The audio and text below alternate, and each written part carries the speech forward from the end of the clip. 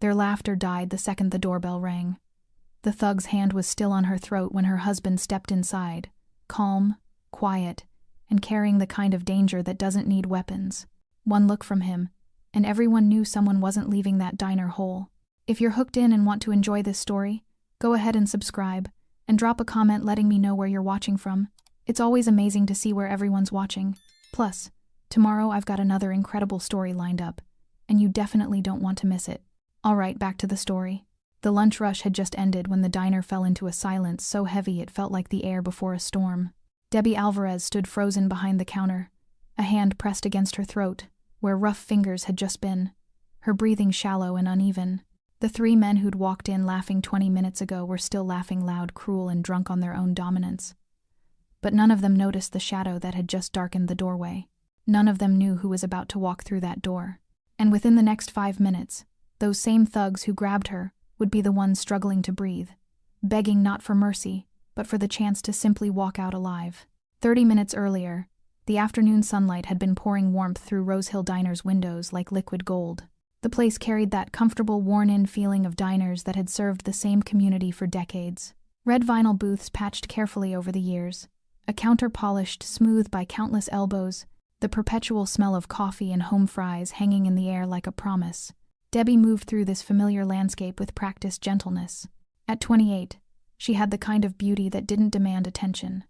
Dark hair pulled back in a simple ponytail, warm brown eyes that crinkled when she smiled, movements economical and graceful. Her uniform was always pressed, her apron always clean. She was the kind of waitress regulars loved, attentive without hovering, kind without being intrusive, someone who remembered your usual order and asked about your grandkids by name. Most customers assumed she'd worked here her whole life, that this quiet roadside diner was all she'd ever known. They couldn't have been more wrong. Debbie wasn't here because it was easy. She was here because she was hiding not from the law, but from a life soaked in violence she'd fought desperately to escape. The gentle warmth she radiated wasn't weakness. It was a choice she made every single day, a promise to the man who'd given up everything to build her this peaceful life. Her husband Lucas was rarely seen at the diner. Most people assumed he traveled for business, some vague corporate job that kept him on the road. They'd see him occasionally tall and imposing with dark hair styled back, neck tattoos barely visible above his collar, and an expression that discouraged small talk. He'd sit at the counter, drink coffee, exchange quiet words with Debbie in Spanish, then disappear again. Polite nods, brief conversations, then gone. What they didn't know was that Lucas David's name carried weight in rooms where business was conducted in whispers and blood. As Debbie refilled salt shakers, the door chimed. 3 young men walked in leather jackets despite the warm weather, cocky grins plastered across their faces, shoulders rolled back with the swagger of people who'd never been truly afraid. The one in front had slicked back hair and a scar cutting through his eyebrow. Behind him, a shorter man with a gold chain caught the light, and the third, quiet, watching, had calculating eyes that swept the diner like he was cataloging exits. "Yo, you open?" the leader called out, already sliding into a booth without waiting for an answer. "Of course," Debbie replied, her professional smile clicking into place. "I'll be right with you." "Take your time, sweetheart." The one with the gold chain smirked, dragging out the word like an insult wrapped in honey. "We ain't in no rush." Debbie felt the familiar tightness in her chest, the old instinct that recognized danger before her conscious mind could name it, but she pushed it down, approaching their table with menus and the same warm professionalism she gave everyone. "Can I start you gentlemen with some coffee?" "Gentlemen," the leader Nino repeated mockingly, looking at his friends. "You hear that? She thinks we're gentlemen." His friends laughed, the sound sharp and mean. "Just coffee is fine," Debbie said quietly, setting down the menus with steady hands. Nah. Nino leaned back, spreading his arms across the booth like he was claiming territory. "What if we want something that ain't on the menu? You gonna help us with that too?" Debbie's fingers tightened slightly on her notepad. "I'll get your coffee." As she turned, she caught movement in her peripheral vision. The quiet one had shifted, blocking the natural path back to the counter. Not obviously, just enough. Her pulse quickened, not from fear for herself, from fear of what would happen if they pushed too far. If they were still here when Lucas arrived. Debbie's hands trembled slightly as she poured coffee, the dark liquid swirling in the pot like a memory she'd tried to drown. The sound of the men's laughter behind her felt like an echo not of this moment, but of 1,000 moments before. Moments from a life she'd promised herself she'd never return to. She hadn't always been the gentle waitress at Rose Hill Diner. 10 years ago, Debbie Alvarez had been a different person entirely. She'd grown up in the kind of neighborhood where gunshots were background noise, where you learned not to look too long at what happened in alleyways, where survival meant keeping your head down and your questions to yourself. Her mother worked 3 jobs trying to keep Debbie and her younger brother off the streets. It hadn't been enough. By 16, Debbie knew which corners belonged to which crews. She knew which sirens meant someone wasn't coming home. She knew the particular silence that fell over a block after violence, heavy, guilty, waiting. Her brother Miguel had gotten tangled up with the wrong people. Not because he was bad, but because he was young and poor and angry, and those people promised him respect, protection, a family that wouldn't abandon him. Debbie had watched him change, watched the softness leave his eyes, watched him carry weight he was too young to understand. And then came the night everything shattered. Miguel had crossed a line he didn't know existed, disrespected someone from a rival organization. They'd cornered him outside their apartment building. 3 men with guns and cruel smiles, and 15-year-old Miguel with nothing but fear and apologies. Debbie had run outside screaming, throwing herself between her brother and the guns. Stupid, reckless. But she couldn't watch him die. The men had laughed. One of them grabbed her by the hair, said something about teaching them both a lesson about respect. That's when Lucas David had appeared. Not running, not shouting, just walking down the street like he had every right to be there, his presence filling the space like a storm front. The men with guns had gone silent. One of them had actually stepped back. "Let them go," Lucas had said. Not a request. A statement of what would happen next. Debbie had never seen men with guns look afraid before. Lucas hadn't touched anyone, hadn't needed to. Whatever he was, whatever he represented, it was enough to send 3 armed men walking away empty-handed, glancing over their shoulders like they'd narrowly escaped something worse than death. He'd looked at Debbie, then really looked at her, past the fear and the bravado, and something in his expression had shifted, like he'd seen something familiar, something worth protecting. "You shouldn't have to live like this," he'd said quietly. No one should. Over the following months, Lucas had kept watch over them from a distance, made sure Miguel stayed safe, made sure the streets knew the Alvarez family was under protection. He never asked for anything in return, never made demands, just appeared when danger circled too close. A silent guardian with eyes that had seen too much. Debbie had fallen in love with him slowly, then all at once. Not because he was powerful, but because beneath that power was a man who was tired of violence, tired of being feared, tired of a life where every relationship was transactional, where loyalty was bought and trust was a weakness. When he'd asked her to leave with him to build something new, something clean, something peaceful, she hadn't hesitated. "I can't promise you riches," Lucas had told her, his calloused hands gentle against her face. "But I can promise you peace. A life where you never have to be afraid again, where you can be soft without it being dangerous." "What about your world?" Debbie had whispered. "They won't just let you walk away." "I've earned the right to leave," Lucas had said, his voice carrying the weight of decisions she'd never fully understand. "But if violence ever finds us again, if that life ever catches up, we leave. Together. No looking back." Debbie had made him promise. No going back. No matter what. We built this life together. We protect it together. Lucas had kissed her forehead. "I will never bring that world to our door." Now, 3 years later, standing in the warm safety of their diner, Debbie set down the coffee pot with shaking hands. She'd believed him. She'd believed peace was something you could build and keep. But as Nino's laughter cut through the diner again, sharper this time, hungrier, Debbie realized the truth she'd been avoiding. Peace isn't something you build once. It's something you defend, every single day. And some days, the cost of that defense is higher than others. Debbie carried the coffee pot to their table, her professional smile fixed in place like armor. The weight of her past sat heavy in her chest, but she'd learned long ago how to compartmentalize fear, how to move through danger wearing kindness like camouflage. "Here you go," she said, filling their cups with steady hands. "Have you decided what you'd like to order?" Nino didn't look at the menu. He looked at her wedding ring instead, his grin widening. "That's a nice ring. Your husband treat you good?" "Very well," Debbie replied, keeping her voice neutral. "The meatloaf is excellent today if you're hungry." "I bet he does." "The one with the gold chain," Carlo interrupted, leaning forward. "But I bet he don't appreciate what he's got. Man who lets his woman work a place like this? That ain't respect. The third one, who'd been silent until now, finally spoke. His voice was quieter, which somehow made it worse. Maybe she needs someone to show her what real appreciation looks like. Debbie's jaw tightened. She'd heard variations of this conversation 100 times before, men who thought every woman was an invitation, who treated kindness like weakness. But something about these three felt different, more dangerous. Like they weren't just testing boundaries, they were hunting for them. "I'll give you gentlemen a few more minutes to decide," she said, turning to leave. Nino's hand shot out, gripping her wrist. Not hard enough to hurt, but firm enough to stop her. "We didn't say you could go yet, sweetheart." Debbie's pulse hammered, but she kept her expression calm.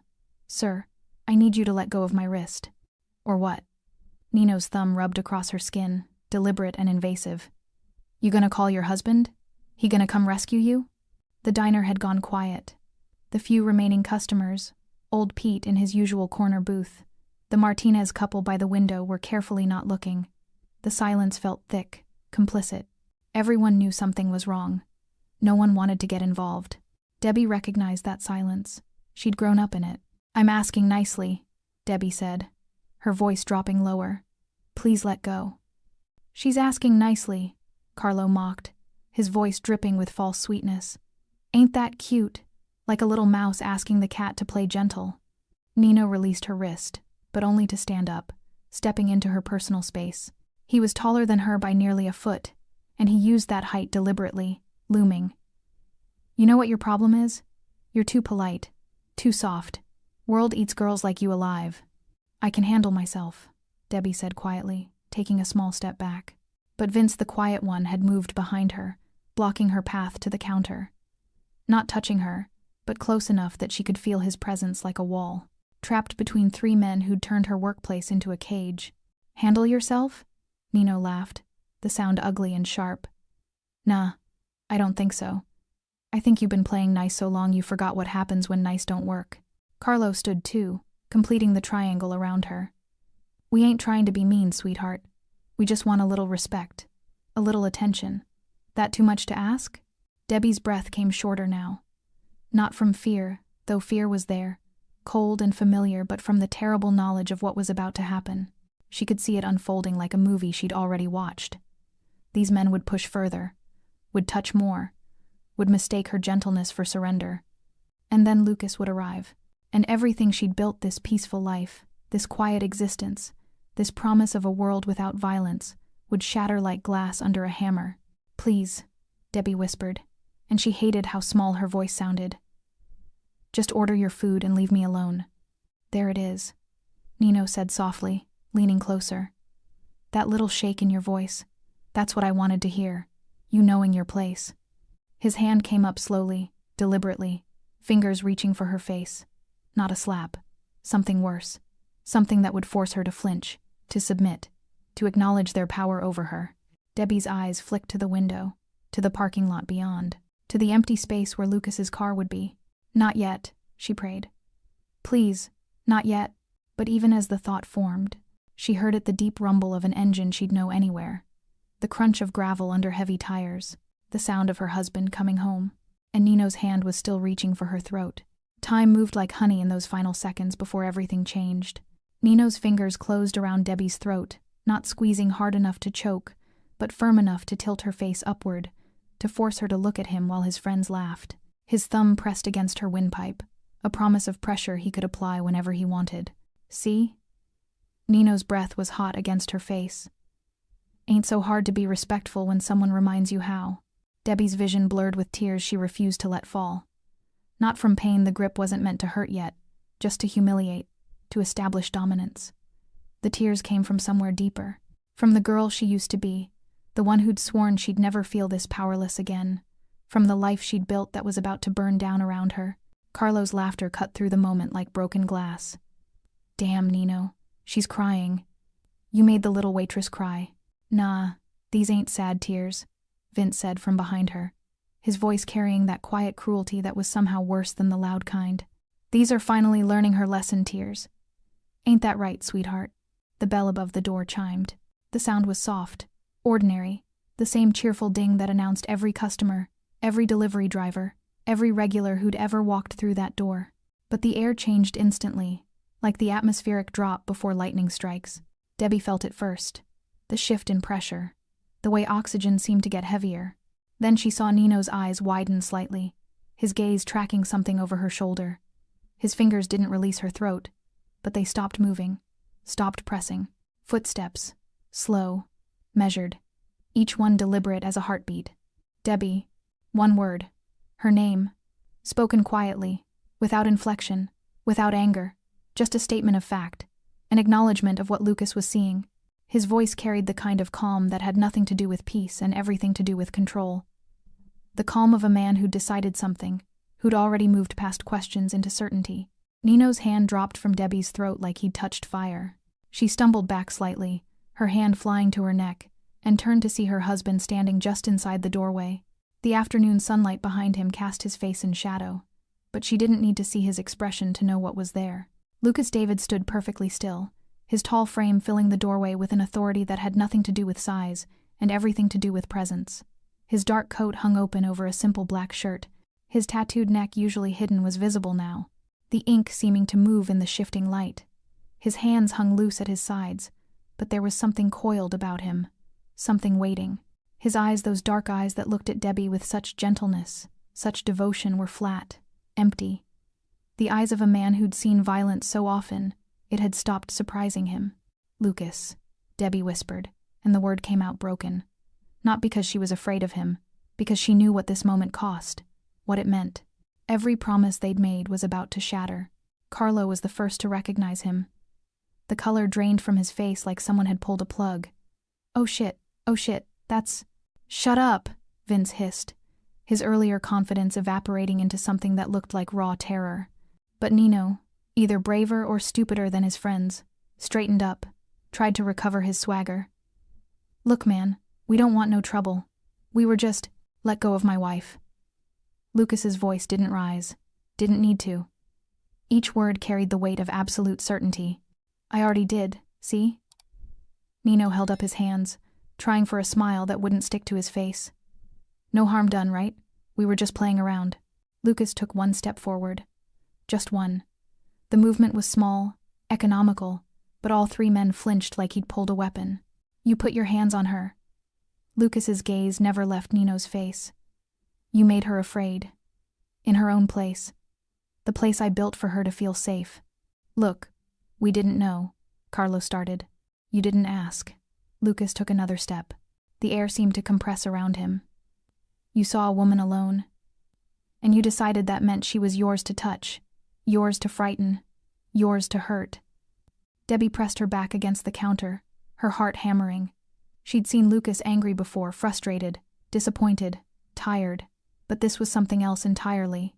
This was the man he used to be, the one he'd buried deep, rising to the surface like something pulled from dark water. "Lucas, please," she began. He held up one hand, silencing her gently.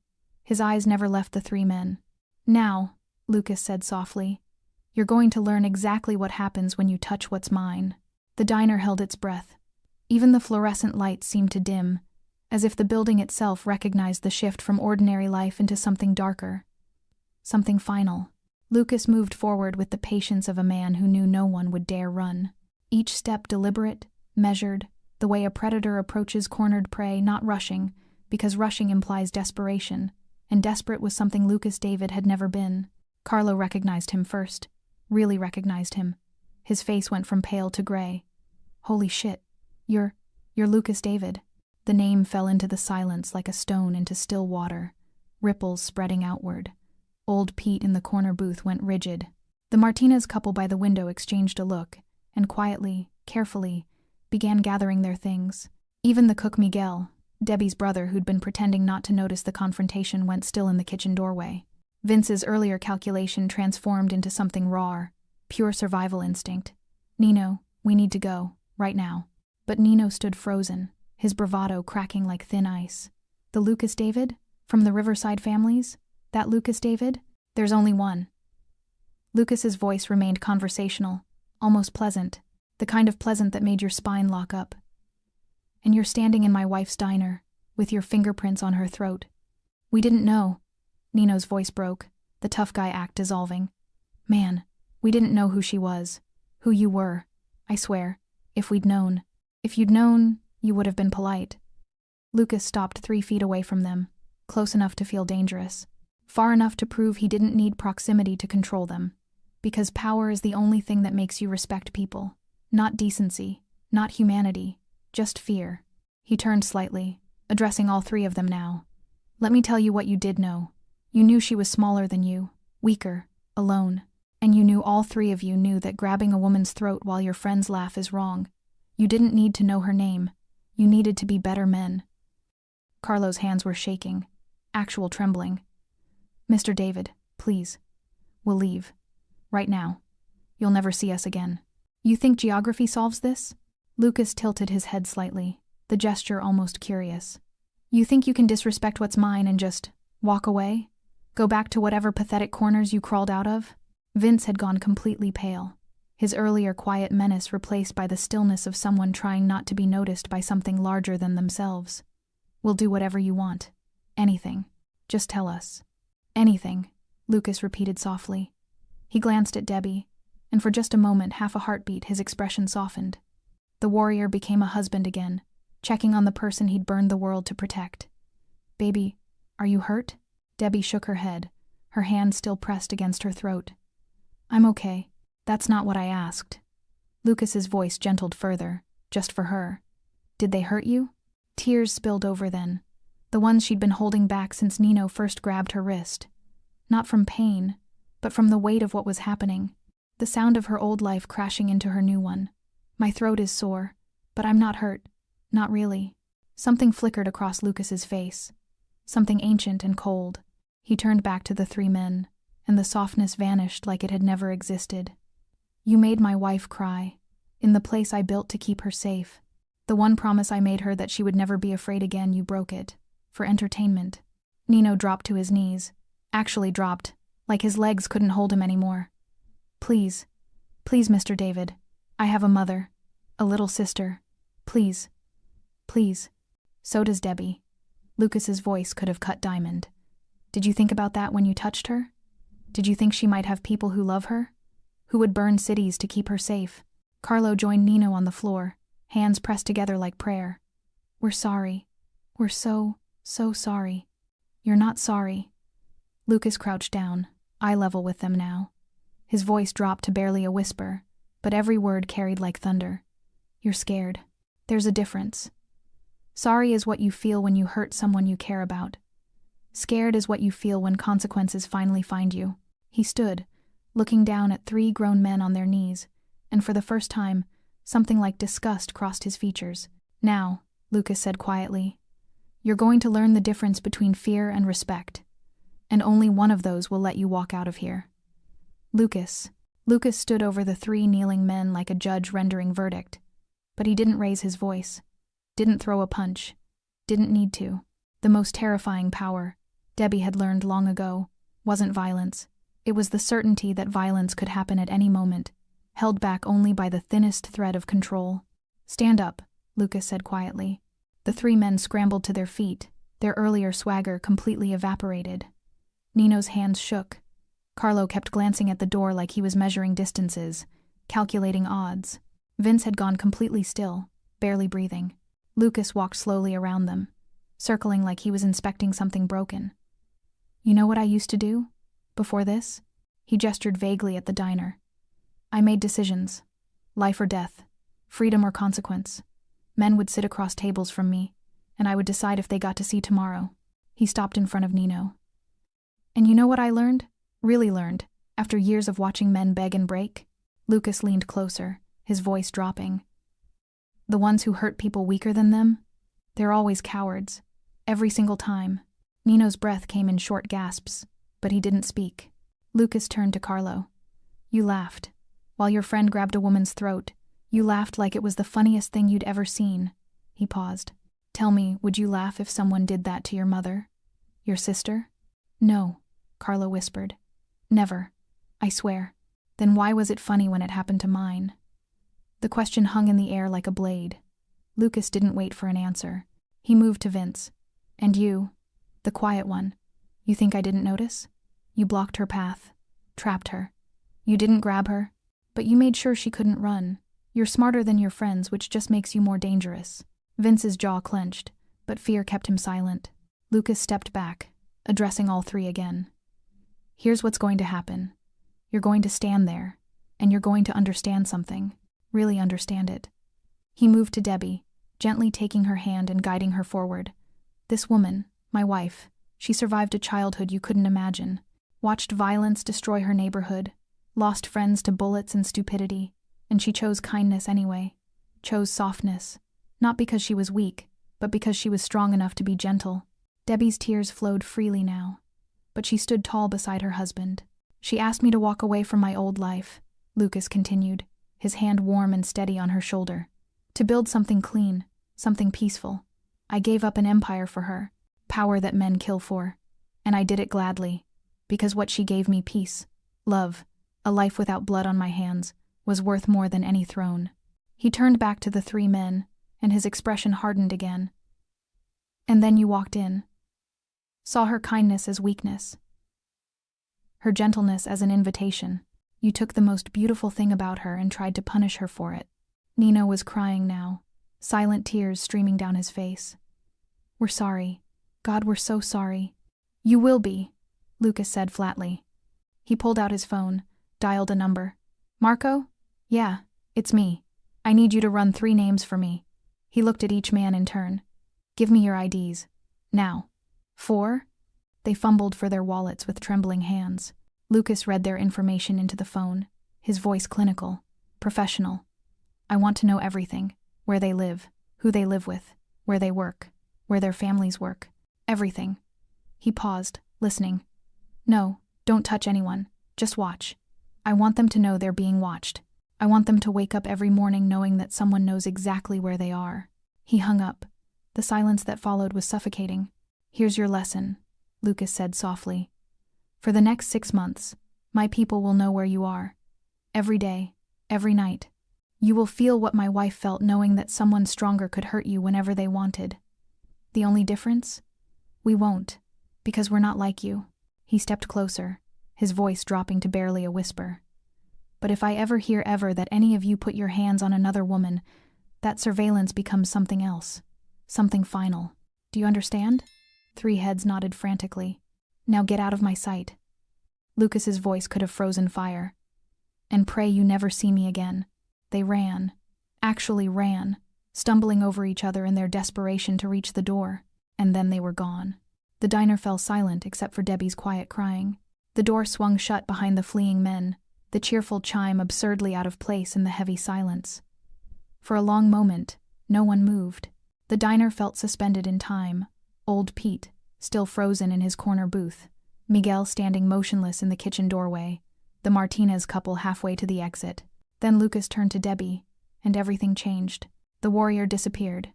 The judge, the boss, the man who'd just dismantled 3 thugs with nothing but words and reputation, all of it fell away like a discarded coat. What remained was simply a husband looking at his wife, with an expression of such raw concern, it made Debbie's chest ache.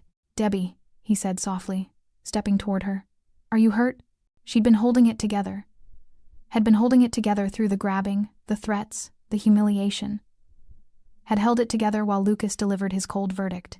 But that question spoken with such gentle worry, such absolute focus on her and only her shattered every wall she'd built. Debbie collapsed against him, her legs suddenly unable to hold her weight. Lucas caught her instantly, strong arms wrapping around her as sobs tore from her throat, deep, wrenching sounds that came from somewhere beyond words. "I've got you," Lucas murmured into her hair, one hand cradling the back of her head, the other pressed firmly against her back. "I've got you, baby. You're safe. I promise. You're safe." But Debbie wasn't crying from fear. Not anymore. She was crying because the life they'd built, the peaceful, ordinary life, where Lucas wasn't a feared name, and she wasn't the girl who'd survived the streets, had just revealed itself as the fragile thing it had always been. A beautiful dream that could shatter the moment violence remembered where they lived. "I'm sorry," she gasped between sobs, her hands clutching his shirt. "I'm so sorry."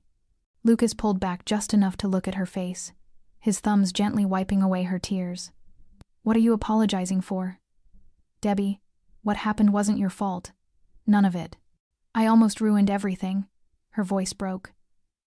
You promised you'd never go back to that world. And because of me, because I couldn't handle 3 stupid thugs, you... Stop. Lucas's voice was firm but infinitely gentle. He cupped her face in both hands, forcing her to meet his eyes. Look at me. Really look at me. Debbie's vision swam with tears, but she held his gaze. I didn't go back to anything, Lucas said, his voice steady and certain. I protected my wife. That's not the old life, that's just life. That's what husbands do. What men do. You didn't make me do anything. Those animals made a choice, and I responded. But you threatened them. Your people are watching them. Lucas, that's making sure they never hurt anyone again, Lucas interrupted, his jaw tight. That's making sure my wife can work in peace without fear. That's making sure 3 cowards learn to be better men. He pressed his forehead against hers. I didn't hurt them, Debbie. I didn't even touch them. I just reminded them that actions have consequences. That's not violence. That's justice. What if they come back? Debbie whispered, the fear she'd been suppressing finally finding voice. What if they bring others? What if this is just the beginning, and we have to run again and start over and... Then we run. Lucas said it so simply, so certainly, that it stopped her spiraling thoughts. If we have to leave, we leave. Together. Just like we promised. This diner, this town, this whole life, it's nothing without you. Nothing. You understand me? Fresh tears spilled down Debbie's cheeks, but these were different. Softer. I don't want to run. I love it here. I love the regulars and the routine and the quiet. I love the life we built. Then we fight for it. Lucas pulled her close again, his voice rumbling in his chest against her ear. We fight to keep our peace. And if that means reminding the world occasionally that you're not alone, that you're protected, loved, valued, then that's what I'll do. Every single time. Miguel finally moved from the kitchen doorway, approaching cautiously. Debbie, you okay, Hermana? Debbie lifted her head from Lucas's chest, turning to her brother with a watery smile. Yeah, Miggy, I'm okay. Those guys are gone, Miguel said quietly. For good, I think. Lucas nodded at him. Thank you for calling me. Always, Miguel replied simply. Debbie pulled back from Lucas, wiping her face with shaking hands. The diner slowly came back to life around them. Old Pete cautiously returned to his coffee. The Martinez couple quietly left, the ordinary world reasserting itself piece by piece. But nothing felt quite the same, because Debbie understood now what she'd maybe always known but hadn't wanted to admit. Peace wasn't something you achieved once and kept forever. Peace was something you defended. Every single day, with whatever strength you had. And sometimes, strength looked like gentleness. But sometimes, it looked like Lucas David reminding the world that some people were too precious to touch. The sun hung lower in the sky by the time the diner truly settled back into its rhythm. The adrenaline that had charged the air like electricity slowly dissipated, leaving behind something heavier, the weight of change, of boundaries crossed and lines redrawn. Lucas insisted Debbie sit down. Actually sit, not just perch on a stool while pretending to rest. He guided her to their favorite booth in the corner, the one where they'd shared countless quiet breakfasts before the diner opened, where they'd planned their future over coffee and dreams.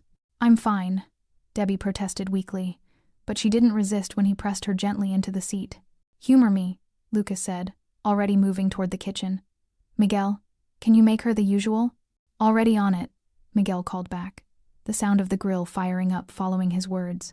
Debbie watched her husband move through the diner with practiced ease, locking the front door, flipping the sign to closed, pulling down the blinds with methodical care, creating a sanctuary, making the world small and safe again, at least for a little while. Old Pete stood up from his corner booth, moving slowly on arthritic knees. He'd been a regular since before Debbie and Lucas bought the place, a retired trucker who'd seen more of America's underbelly than most people could imagine. He understood things without needing them explained. Miss Debbie, he said quietly, pausing by their booth. You take whatever time you need. This place'll be here when you're ready. Debbie's throat tightened. Thank you, Pete. The old man nodded at Lucas, not with fear, but with respect, with recognition of a man who'd done what needed doing. Then he left, the bell chiming softly behind him. Lucas returned with a glass of water, setting it in front of Debbie before sliding into the booth across from her.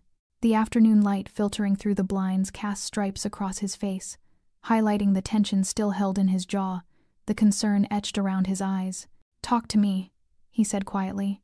Debbie wrapped both hands around the water glass, needing something solid to hold. "What is there to say? 3 guys came in looking for trouble. They found it." "That's not what I mean." Lucas reached across the table, covering her hands with one of his own. "Talk to me about what you're feeling, really feeling, not what you think I need to hear." Debbie stared at their joined hands, his scarred and calloused from a life of violence he'd tried to leave behind, hers smaller but no less marked by survival. "I'm angry," she finally said. Lucas waited. "I'm angry that they thought they could touch me like that my kindness looked like weakness to them, that being gentle, being soft, being nice, all the things I fought so hard to become, made them think I was prey." Her voice shook, but she pushed through. "I'm angry that for 5 minutes, they made me feel 15 again, powerless, small, afraid." "You have every right to be angry," Lucas said firmly. "But I'm also—" Debbie's voice dropped to barely a whisper. "I'm also angry at myself, for freezing, for not fighting back, for just standing there while he grabbed my throat and waiting for you to save me like some damsel in a story." Lucas's grip on her hands tightened. "Debbie, look at me."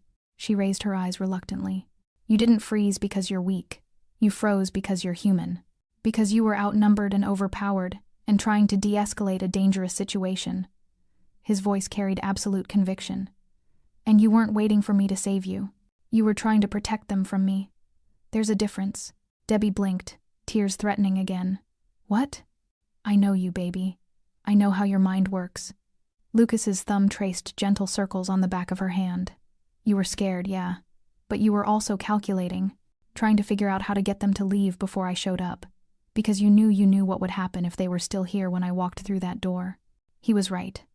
God help her. He was right. Even in her fear, part of her brain had been counting minutes, calculating Lucas's usual arrival time, praying the thugs would get bored and leave before violence became inevitable. "I don't know if that makes me smart or stupid," Debbie said with a bitter laugh. "It makes you you," Lucas replied simply. "It makes you the woman who believes in second chances, who thinks people can be better than their worst moments, who fights for peace even when peace doesn't fight back." He paused, his expression growing more serious. "But Debbie, you need to understand something. That compassion, that hope, it's beautiful. It's one of the reasons I love you, but it's also something people will try to exploit, and I won't let that happen." Miguel emerged from the kitchen carrying a plate grilled cheese and tomato soup, Debbie's comfort meal since childhood. He set it down gently, squeezed her shoulder, and disappeared back into the kitchen without a word. Sometimes her brother understood exactly what she needed: presence without pressure, love without questions. Debbie picked up half the sandwich but didn't eat, just held it. "What happens now?" "Now?" Lucas leaned back, his expression thoughtful. "Now we decide what we want. Do we stay? Do we go? Do we pretend this didn't happen? Or do we acknowledge that our peace has a price?" "I don't want to leave," Debbie said immediately. "This is our home, our dream. I won't let 3 idiots take that from us. I won't let." "Okay." Lucas nodded slowly. "Then we stay. But we stay smart. We make changes." "What kind of changes?" "Security cameras," Lucas said, ticking items off mentally. "Better lighting in the parking lot. Maybe I start spending more time here during your shifts instead of working from home." He met her eyes. "And you start carrying the panic button I've been asking you to carry for 6 months. Debbie had resisted the panic button, a small device that would alert Lucas and several of his former associates if she pressed it. It had felt like admitting defeat, like accepting that violence was inevitable. Now it felt like common sense. "Okay," she agreed quietly. "Okay?" Lucas raised an eyebrow, surprised. "Okay," Debbie repeated. "You're right. I've been thinking about peace like it's something that just exists, if we want it badly enough, but it's not. It's something we have to protect. Actively, constantly." Lucas reached across the table again, this time cupping her cheek. "You're not giving up on peace, baby. You're just learning to guard it better. There's a difference."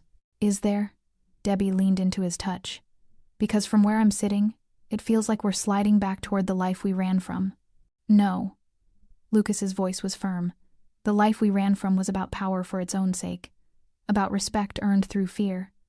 What happened today, this was about protecting what we love, about setting boundaries, about making it clear that kindness doesn't mean defenseless. He paused, his expression softening. I didn't hurt those men, Debbie. I didn't even threaten to hurt them. I just made them understand consequences. That's not the old life. That's just being a responsible adult.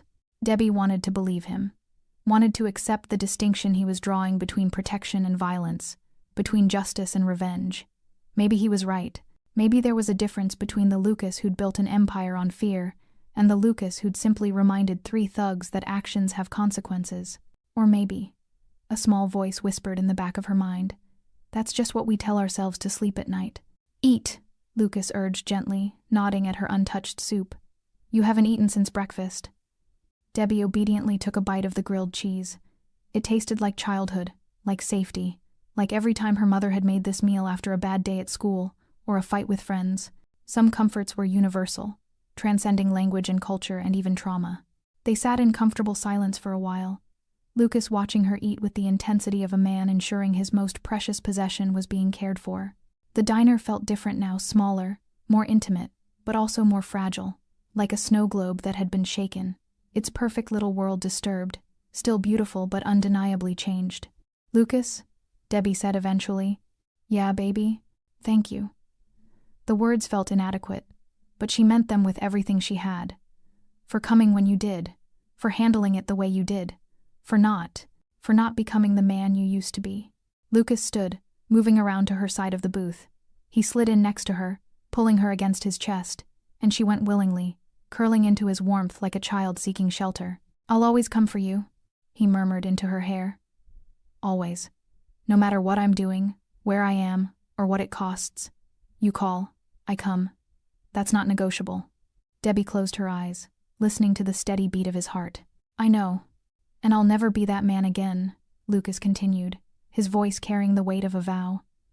The man who hurt people for sport, who saw violence as a first option instead of a last resort. But I'll also never be the man who stands by while someone hurts you. There's a balance, and I'm learning to walk it. For you. For us. We're learning together, Debbie corrected softly. Yeah, Lucas agreed. Together. Outside, the sun continued its descent toward the horizon, painting the sky in shades of orange and pink. The diner that had been a scene of humiliation and fear hours ago was now a sanctuary again, its doors locked against the world, its occupants safe within. But Debbie knew they both knew that this safety was temporary. The world had found them once. It could find them again. The question wasn't if, but when. And what they'd do when it happened. The answer, Debbie was beginning to understand, wasn't running, wasn't hiding, wasn't pretending that being good people meant bad things wouldn't happen. The answer was exactly what Lucas had shown those 3 thugs. Boundaries, consequences, the willingness to protect what mattered, not with cruelty, but with unwavering strength. Peace, she realized, wasn't the absence of conflict. It was knowing you could handle conflict without losing yourself in it. And maybe, just maybe, they were finally learning how to do that. 3 weeks passed before Debbie saw them again. The diner had settled back into its rhythm cameras installed, better lighting illuminating the parking lot. Lucas present more often, though he tried to make it look casual. Regulars returned, their initial wariness fading as days went by without incident. The town, which had buzzed with rumors for a week, found new gossip to occupy itself with. Debbie had almost convinced herself that Nino, Carlo, and Vince were gone for good, that Lucas's warning had sent them running to another city, another state, anywhere they could escape the weight of being watched. Then, on a quiet Tuesday morning, the bell chimed. Debbie looked up from wiping down the counter and froze. 3 men stood in the doorway, but they looked different. Nino's swagger was gone, replaced by hunched shoulders and downcast eyes. Carlo's gold chain was absent, his clothes simpler, cleaner. Vince stood behind them, and the calculating coldness in his expression had been replaced by something that looked almost like shame. Debbie's hand instinctively moved to the panic button in her apron pocket. Lucas was in the back office doing paperwork. She could have him here in seconds. Please, Nino said quickly, raising both hands in a gesture of surrender. Please, Miss Alvarez, we're not here to cause trouble. We need to talk to you. Just for a minute. Miguel appeared from the kitchen, dish towel in hand, his expression dark. You need to leave. Now. It's okay, Miggy, Debbie said quietly, surprised by the steadiness in her own voice. She studied the three men, looking for signs of threat, of hidden anger, of anything that suggested this was some kind of revenge play. But all she saw was discomfort, shame, and something that looked genuinely like remorse. You have 1 minute, Debbie said, her hand still touching the panic button. Say what you came to say. Nino stepped forward slightly, careful to maintain distance. We came to apologize. Really apologize. Not the scared bullshit we said when your husband was here. We've had 3 weeks to think about what we did. 3 weeks of knowing someone's watching us, knowing that we could have, his voice cracked, that we hurt someone who didn't deserve it. And we're sorry. Genuinely, truly sorry. Carlo nodded emphatically. We were pieces of shit. Are pieces of shit. But we're trying to be better. Debbie's grip on the panic button didn't loosen. Why should I believe you? People say they're sorry all the time. It doesn't mean anything if you haven't changed. We have changed, Vince said, speaking for the first time. His voice was quieter than she remembered, less calculating. After that day, Carlo's mom asked him what was wrong, why he was so shaken up, and he told her everything. What we did, what happened. Carlo flinched at the memory. She cried. My mom actually cried. Told me she didn't raise me to be a man who hurts women, that my father who died when I was young would be ashamed. He looked directly at Debbie. That broke something in me, in all of us. We started volunteering, Nino added quickly, at the community center, helping with the youth programs, trying to be the kind of men we should have been raised to be. It's not much, and it doesn't undo what we did. But we're trying, Vince finished. And we wanted you to know that. Wanted you to know that what your husband did scaring us, making us understand consequences, it worked. We're not the same guys who walked in here 3 weeks ago. Debbie studied them for a long moment. She'd learned, growing up in the streets, how to read people, how to tell the difference between genuine remorse and manipulation. These three. They looked genuinely changed. Smaller, somehow. More human. What do you want from me? Debbie asked finally. Forgiveness? Absolution? Because I'm not sure I can give you that. We don't want anything, Nino said. We just wanted you to know. Wanted you to hear us say it when we weren't being threatened. When your husband wasn't standing behind you with murder in his eyes. We wanted you to know that we heard you. That line you said, I'm not as easy to push around as I might look. We hear it now. We understand what you meant. The office door opened, and Lucas stepped out. His expression went cold the moment he saw who was standing in his diner. Get out, Lucas said, his voice flat and dangerous. Now. Lucas, wait, Debbie said, surprising herself. They came to apologize. I don't care if they came to canonize you as a saint, Lucas replied, not taking his eyes off the three men. They don't get to be here. They don't get to ask for your forgiveness or understanding or anything else. They lost that right when they put hands on you. They're trying to be better, Debbie said softly, moving around the counter to stand beside her husband. Isn't that what we wanted? For them to learn? To change? Lucas's jaw tightened, a muscle jumping beneath the skin. Learning doesn't require showing up at the place where they hurt you. Nino took a step back. Mr. David, we're sorry. To both of you. We'll go. We just wanted. I know what you wanted, Lucas interrupted. You wanted to feel better about yourselves. To have someone tell you that you're not bad people. That one good deed erases 3 weeks of nightmares you gave my wife. His expression was carved from ice. But that's not how this works. You don't get closure. You don't get to move on until she does. And right now, standing in this doorway, you're making her relive the worst day of her life. Debbie's hand found Lucas's, their fingers intertwining. She realized, with some surprise, that Lucas was right. Having them here, even contrite and apologetic, was bringing everything back. The fear, the helplessness, the feeling of fingers against her throat. But she also realized something else. Forgiveness wasn't about them. It was about her. I accept your apology, Debbie said clearly. Not because you deserve it, but because I deserve to let go of what you did. To stop giving you power over my peace. She squeezed Lucas's hand. But my husband is right. You don't get to show up here. This is my safe place, and you've already violated it once. If you're really trying to be better men, respect that boundary. The three men nodded, genuine understanding crossing their faces. There is one thing, Debbie added, surprising even herself. The community center you mentioned. The youth programs. I know the woman who runs those Maria Santos. She's good people. If you're serious about helping, about being better, then prove it. Show up every week. Be consistent. Be the kind of men those kids can look up to. We will, Carlo said fervently. I promise, every week. And, Debbie continued, her voice growing stronger, if you ever see someone else doing what you did, treating a woman like she's less than human, using power to humiliate or hurt you, stop it. You remember how small you felt when consequences found you, and you make sure other people don't have to feel that way. You become the intervention you needed. We will, Nino echoed. I swear to God, we will. Vince nodded silently, his eyes glistening. Lucas stepped forward, and all three men tensed. But he didn't threaten. He simply said, my people are still watching. They'll keep watching. Not to hurt you, to verify. To make sure this change is real. And if it is... He paused, something almost like approval flickering across his face. Then maybe there's hope for you after all. Thank you, Vince whispered, for giving us a chance to be better. Don't thank me, Lucas replied flatly. Thank my wife. She's the one with the generous heart. I'd have been content to let you rot. The three men nodded one final time and turned to leave. But before they reached the door, Debbie called out. Wait. They froze.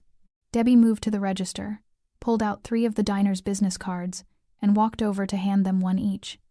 This has the community center's number on the back. Maria's expecting troubled kids, not grown men trying to make amends, but I'll call her. Tell her you're coming, that you have something to prove. Nino took the card like it was something precious. We won't let you down. You already did, Debbie said simply. Now you get to decide if that's who you stay, or if you become something better. They left then, the bell chiming behind them with its same cheerful innocence. Miguel came out from the kitchen, where he'd been hovering protectively. You think they mean it? The change? I don't know, Debbie admitted, returning to Lucas's side.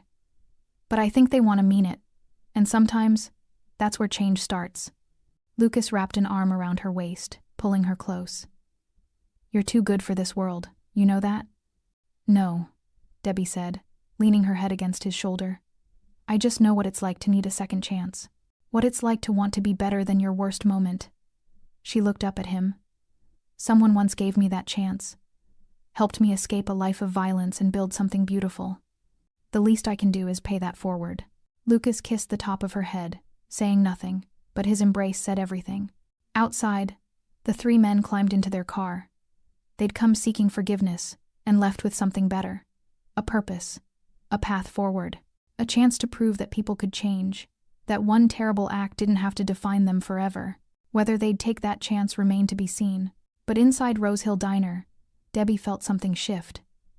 A weight she hadn't realized she'd been carrying, the weight of being a victim, of being someone to whom something terrible had happened, began to lift. She wasn't just the woman who'd been grabbed and humiliated. She was the woman who'd faced her attackers and offered them a path to redemption. She was the woman strong enough to forgive without forgetting, to offer grace without sacrificing boundaries. And that, Debbie realized, was a different kind of power altogether. 6 months later, the morning sun painted Rose Hill Diner in shades of amber and gold. Debbie moved through the familiar space with the ease of someone who'd claimed every inch of it as home. The coffee was fresh, the grill already warming, the morning light streaming through windows that had been cleaned just the day before. Everything was exactly as it should be. But somehow, it all felt different. Better. Deeper. Lucas sat at the counter, reading the newspaper and nursing his second cup of coffee. This had become his routine, arriving before opening to share these quiet moments with his wife, where the world was just the 2 of them and the possibilities of a new day. Maria called yesterday, Debbie said, refilling his cup. Those 3 guys, Nino, Carlo, and Vince, they've been showing up every single week. Haven't missed once. She says they're actually good with the kids. Patient. Present. Lucas looked up from his paper, one eyebrow raised. Yeah? Marco's report said the same. They've been clean. No trouble. Jobs, volunteer work, even started taking classes at the community college. You still have people watching them? Debbie asked, though she already knew the answer. Of course, Lucas replied without apology. Trust, but verify. That's how you make sure change is real, not just performance. Debbie smiled slightly, coming around the counter to stand beside him. You know what I think? I think you're secretly proud of them, that they took your lesson and actually learned from it. I think, Lucas said carefully, that I'm grateful they didn't force me to do something we both would have regretted. He set down his coffee and pulled her close. That day could have gone a lot differently, could have ended with blood instead of words. And I'm glad for your sake, for mine that it didn't. Me too, Debbie admitted, resting her head against his shoulder. I keep thinking about it, though, about how close we came to losing everything. Our peace, our promise to each other, this life. But we didn't lose it, Lucas pointed out gently. We protected it. There's a difference. The bell above the door chimed, and Miguel walked in, carrying a box of fresh produce from the morning market. Morning, lovebirds. Some of us have actual work to do. You're not even officially open yet, Lucas called back. Yeah, well, food doesn't prep itself, Miguel replied, disappearing into the kitchen. And Debbie, your produce guy says the tomatoes are perfect this week. He set aside the best ones for you. Debbie smiled at that. In the months since the incident, the whole town had seemed to rally around the diner in subtle ways. Better produce, regulars coming more frequently, new customers showing up, saying they'd heard this was the place with the best coffee and the kindest service in 3 counties. The diner had become more than just a business. It had become a symbol of something resilience, maybe, or the idea that kindness didn't mean weakness, that you could be soft and still be strong. That peace was worth fighting for. Can I ask you something? Debbie said, looking up at Lucas. Always.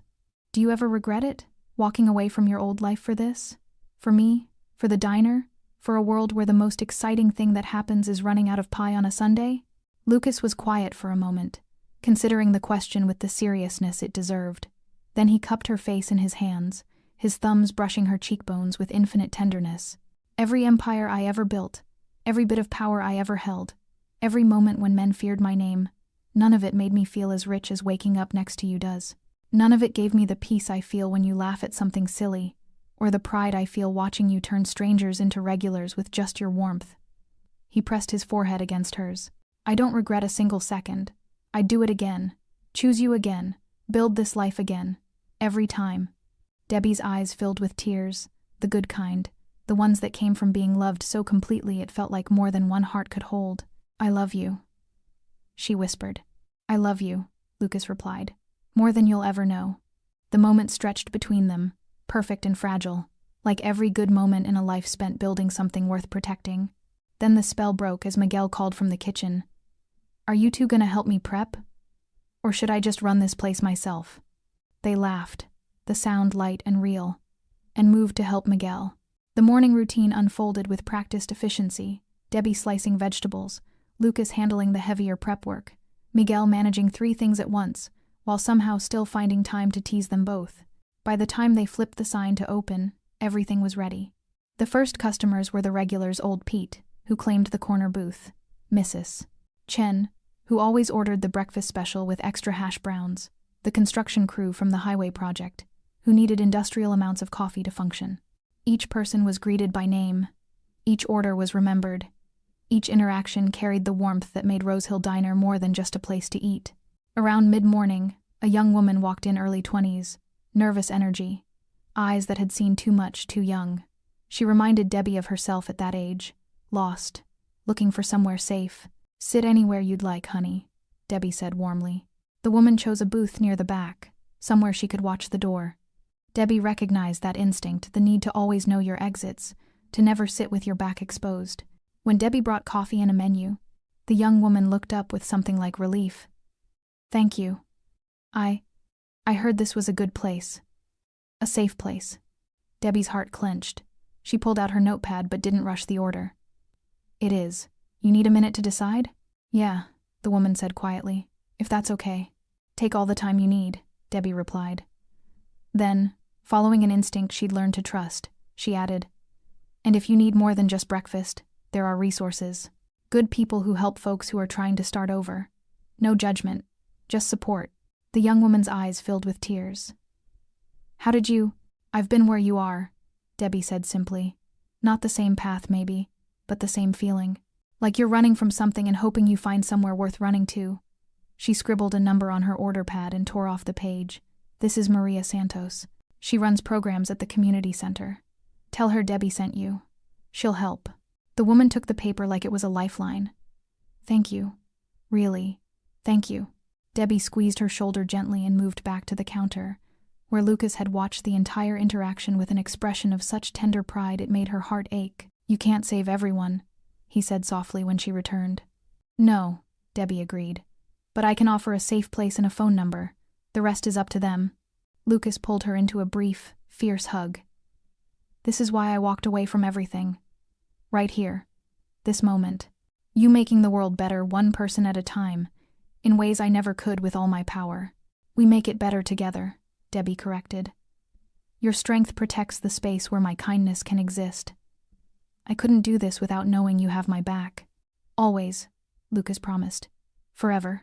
The day continued in its beautiful, ordinary way.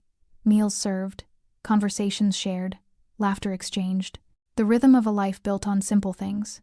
Good food, genuine connection, and the radical act of treating people with dignity. As evening approached and the dinner rush wound down, Debbie found herself at the window, watching the sun set over the parking lot. The new lights Lucas had installed made everything look safer, more welcoming. The cameras were discreet but present. The panic button sat in her apron pocket, unused but ready. They'd taken something terrible and transformed it into something stronger. They'd protected their peace not by pretending violence didn't exist, but by being prepared for it while refusing to let it define them. Lucas came up behind her, wrapping his arms around her waist and resting his chin on her shoulder. "What are you thinking about?" "That we did it," Debbie said softly. "We built something beautiful. Something that survived being tested. Something worth keeping." We're still building it," Lucas replied. "Every day, every choice, every moment we decide that this us, this diner, this life is worth protecting." "And it is," Debbie said with certainty. "It absolutely is." They stood there together as the sky turned from gold to pink to purple, the diner warm and lit behind them, the world stretching out ahead with all its dangers and possibilities. Peace, Debbie had learned, wasn't the absence of threat. It was the choice to build something beautiful anyway, to plant gardens in battlefields, to serve coffee with a smile even when you knew darkness existed, and love real love. The kind that lasted wasn't about grand gestures or dramatic rescues. It was about standing side by side, protecting what mattered, and choosing each other again and again and again. "Ready to close up?" Lucas asked eventually. "Yeah," Debbie replied, turning in his arms to kiss him softly. "Let's go home." But they both knew the truth. They were already home, had been all along. Home wasn't a place. It was a choice, a commitment, a life built together, defended together, and cherished every single day. As they locked the doors and turned off the lights, Debbie took one last look at the diner, their dream, their sanctuary, their proof that gentle people could survive in a harsh world without losing their softness. Tomorrow, they'd open the doors again, serve more meals, make more connections, build their peace one moment at a time. But tonight, they'd rest in the knowledge that some battles are worth fighting, some promises are worth keeping, and some loves are worth everything.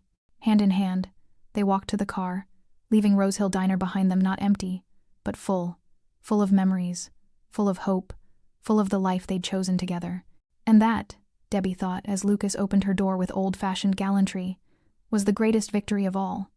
Not defeating their enemies, but refusing to become them. Not running from their past, but building something better from its ruins. They drove home through the quiet streets, the diner's lights fading in the rearview mirror but never truly leaving. Because some places become part of you. Some dreams take root so deep they become who you are. And some loves the real ones, the lasting ones. They don't just survive the storms, they learn to dance in the rain. Thanks for sticking with this story till the end. If you enjoyed it, you're going to love the next one. It's packed with unexpected turns and heartfelt moments. Click the image on your screen to keep the journey going, and make sure to hit subscribe for more amazing stories. Drop a comment and rate this story from 1 to 10. I can't wait to see what you think.